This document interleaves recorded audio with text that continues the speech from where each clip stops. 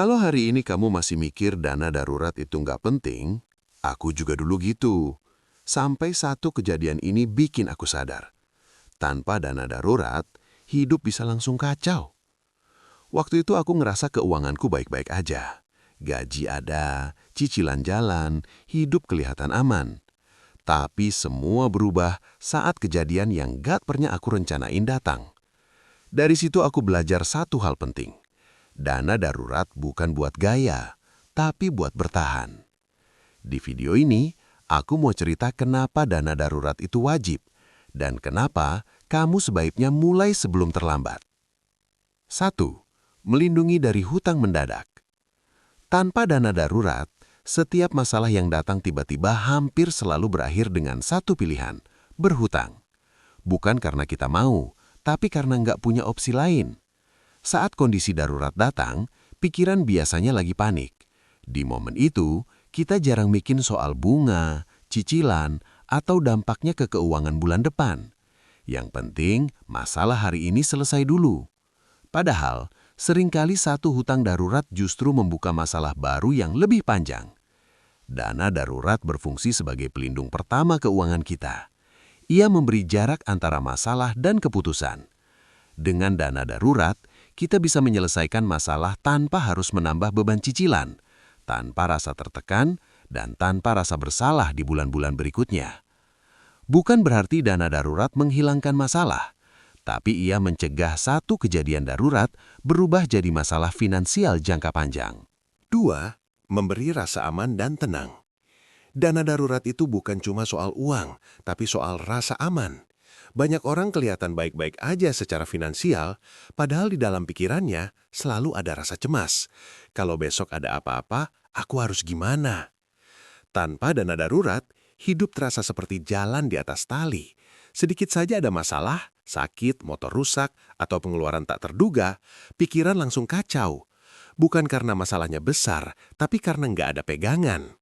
Saat kamu punya dana darurat, situasinya berubah. Bukan berarti kamu kebal masalah, tapi kamu tahu kamu punya waktu untuk berpikir dan menenangkan diri. Rasa tenang inilah yang bikin kamu bisa menjalani hidup lebih fokus, lebih rasional, dan nggak mudah stres soal uang. Dana darurat memberi ketenangan yang sering diremehkan, padahal dampaknya besar banget ke kualitas hidup. 3.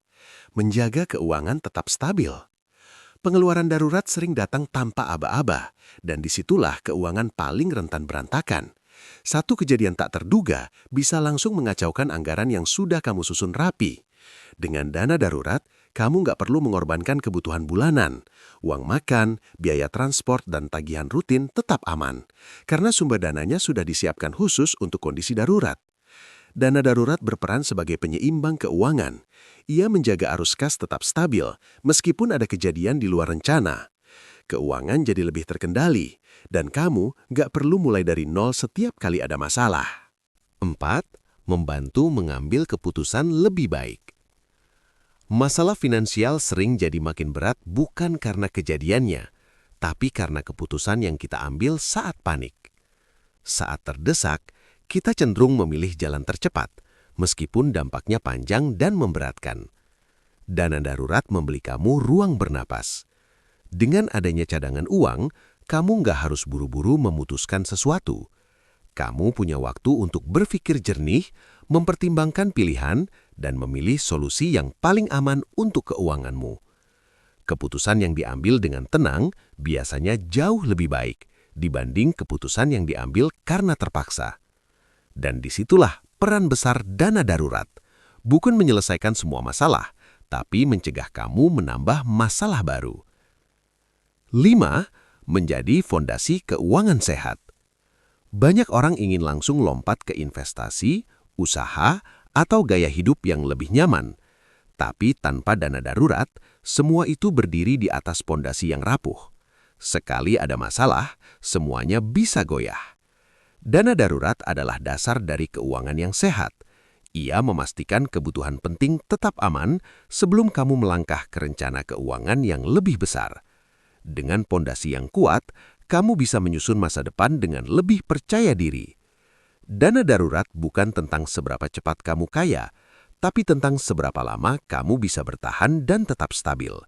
Dan dari stabilitas itulah, pertumbuhan keuangan bisa benar-benar dimulai. Dari semua yang aku ceritain hari ini, satu hal yang paling penting adalah ini. Dana darurat bukan soal punya uang banyak, tapi soal siap menghadapi hidup yang nggak selalu sesuai rencana. Kalau kamu belum punya dana darurat, nggak apa-apa. Yang penting, kamu sadar dan mulai, sekecil apapun langkahnya. Kalau konten ini ngerasa relate dan bermanfaat, jangan lupa subscribe channel ini. Di sini kita belajar bareng soal keuangan yang realistis, tanpa pamer, tanpa ribet, dan bisa dipraktekkan. Terima kasih sudah nonton, jaga keuanganmu, dan sampai ketemu di video berikutnya.